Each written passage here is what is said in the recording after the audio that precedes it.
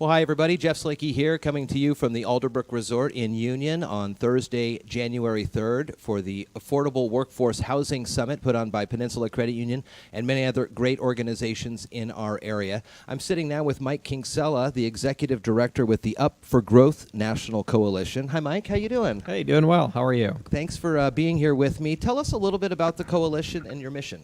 Absolutely. Well, Up for Growth National Coalition is a brand new organization headquartered in Washington, D.C. We just came together in April of 2018, so we're a little over 8 months old at this point. And we started with a vision that communities should grow for the benefit of every person.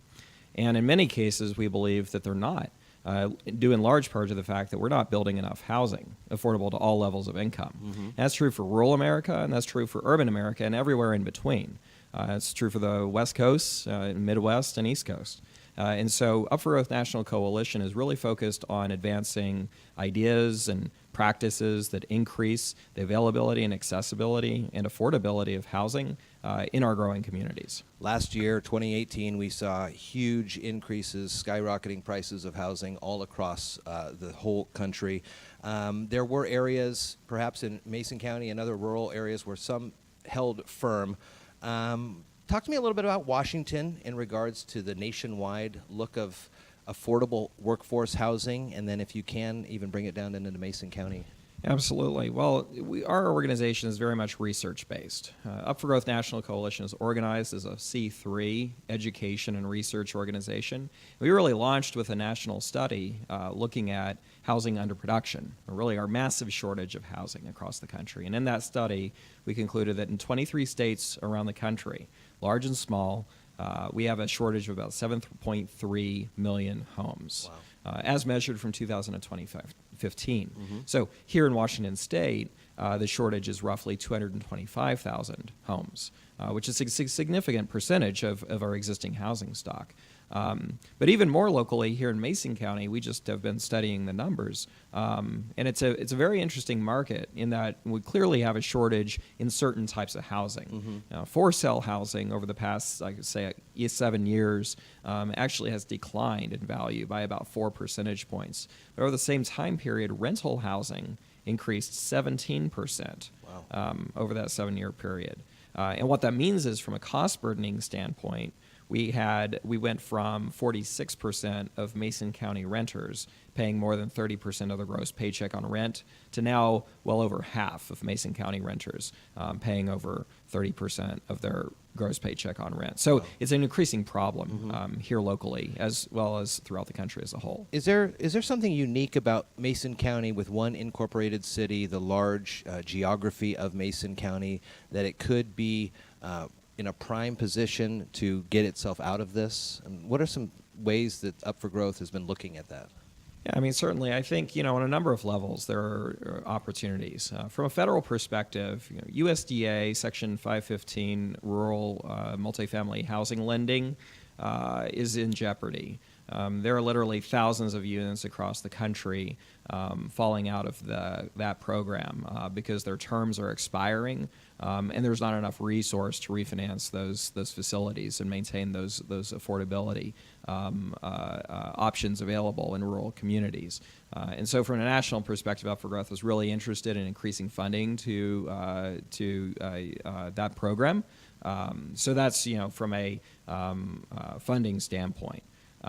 Separate and apart from that, I think one of the really exciting developments is with the new federal housing Opportunity Zone program. Yeah. There are a number of areas in Mason County that have been designated by the state governor as Opportunity Zones. So I think really the question is, how will the local business and investment community really be able to leverage that capital gains deferment program to really potentially attract capital right here to Mason County, which housing clearly is an eligible asset class under the program. Yeah. Is there ways that Up for Growth is working on these economic opportunity zones? And if you can, quickly describe that for folks who may not be familiar with that. Absolutely. Well, the Opportunity Zone program is a new federal program that was passed in 2018.